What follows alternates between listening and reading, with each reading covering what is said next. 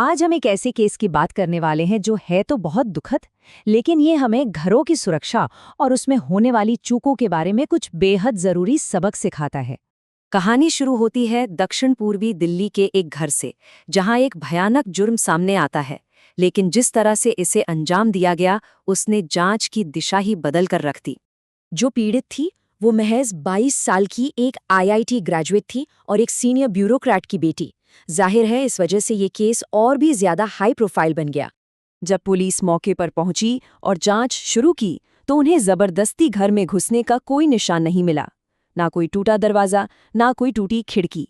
मतलब साफ था, जो भी अंदर आया था उसे घर का एक्सेस बहुत आसानी से मिला था। तो सबसे बड़ा सवाल यही था कि आखिर कातिल घर के अंदर दाखिल हुआ तो हुआ कैसे? और इसी सवाल का जवाब हमें सीधे तौर पर होम सिक्योरिटी में हुई एक बहुत बड़ी लापरवाही की तरफ ले जाता है।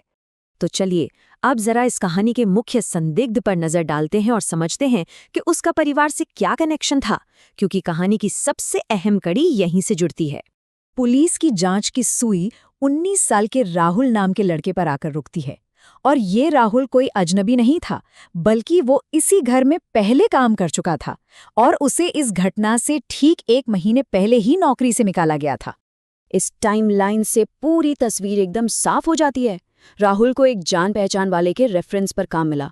उसने कुछ समय काम करके परिवार का भरोसा भी जीत लिया, लेकिन फिर पैसे उधार लेकर वापस ना करने की आदत की वजह से उसे नौकरी से निकाल दिया गया। और फिर निकाले जाने के ठीक 1 महीने बाद वो वापस लौटता है। अब जरा इस कॉन्ट्रास्ट को देखिए, ये सच में चौंकाने वाला है। एक तरफ वो घर का एक भरोसेमंद डोमेस्टिक हेल्प था जिसे घर के अंदर आने जाने की पूरी आज़ादी थी, और दूसरी तरफ आज उस पर रेप, मर्डर और रॉबरी जैसे संगीन इल्जाम लगे हैं। ये दिखाता है कि कैसे कभी-कभी एक जाना पहचाना चेहरा ही सबसे बड़ा खतरा बन जाता है। Joint commissioner of police Vijay Kumar का ये बयान साफ करता है कि उसे नौकरी से क्यों निकाला गया था। वजह थी ऑनलाइन गेमिंग की लत और पैसे उधार लेने की आदत। उस वक्त तो ये एक मामूली सी बात लगी होगी, है ना? लेकिन असल में ये एक आने वाले खतरे का पहला सिग्नल था। और यहीं पर इस केस की सबसे पहली और सबसे बड़ी चूक सामने आती है। बाद में जांच में पता चला कि राहुल के खिलाफ उसके अपने होम टाउन में पहले से ही सेक्सुअल हैरासमेंट का एक केस चल रहा था।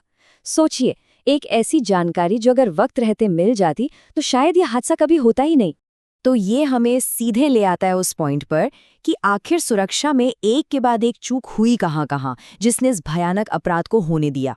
सोचने वाली बात है, एक ऐसा इंसान जिसे नौकरी से निकाल दिया गया हो, वो आखिर दोबारा उस घर में घुसने में कामयाब कैसे हो गया? ये सवाल सीधे सीधे सिक्योरिटी प्रोटोकॉल की नाकामी की तरफ इशारा करता है। देखिए, ये कोई एक चूक नहीं थी, ये चूकों की एक पूरी चेन थी। सबसे पहली गलती बैकग्राउंड चेक में हुई, जहां उसका पिछला क्रिमिनल रिकॉर्ड नजरअंदाज हो गया। दूसरी गलती किसी के रेफरेंस पर आंख बंद करके भरोसा कर लेना। और तीसरी और सबसे खतरनाक चूक थी एक्सेस कंट्रोल की। पुलिस का मानना है कि उसने घर में घुसने के लिए उस डुप्लीकेट चाबी का इस्तेमाल किया, जो नौकरी से निकाले जाने के बाद भी उसने अपने पास ही रख ली थी। 30 दिन से भी ज्यादा। ये वो वल्नरेबिलिटी विंडो थी, मतलब वो पूरा समय जब घर की सुरक्षा दांव पर लगी हुई थी और किसी को इसकी भनक तक नहीं थी। इसका सीधा सा मतलब ये है कि 1 महीने से भी ज्यादा वक्त तक एक बर्खास्त कर्मचारी के पास उस घर में आने जाने का सीधा रास्ता मौजूद था। घर की सुरक्षा में एक ऐसा दरवाजा खुला था जिसके बारे में किसी को पता ही नहीं था।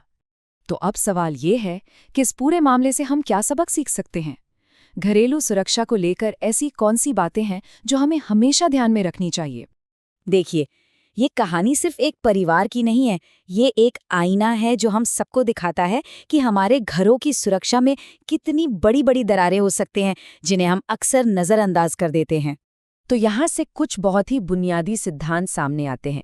पहला, किसी को भी काम पर रखने से पहले उसका बैकग्राउंड चेक कभी अधूरा ना छोड़ें। दूसरा, किसी की सिफारिश पर आंख बंद करके भरोसा करने के बजाय उसे खुद वेरीफाई करें। और सबसे जरूरी, जब भी कोई ऐसा कर्मचारी नौकरी छोड़े जिसके पास घर की चाबी हो, तो सबसे पहला काम है घर के सारे ताले बदलवाना। हर एक डुप्लीकेट चाबी और एक्सेस कार्ड वापस लेना बहुत जरूरी है, क्योंकि हमें यह मानना होगा कि सबसे बड़ा खतरा कभी-कभी बाहर से नहीं बल्कि अंदर से ही आता है। तो आखिर में ये पूरा मामला हमें एक बहुत ही ज़रूरी सवाल पर लाकर छोड़ देता है। क्या हमारे घर की सुरक्षा की पहली दीवार, जिसे हम सबसे मजबूत समझते हैं, क्या वो उन खतरों से निपटने के लिए तैयार है जो बाहर से नहीं बल्कि अंदर से आते हैं?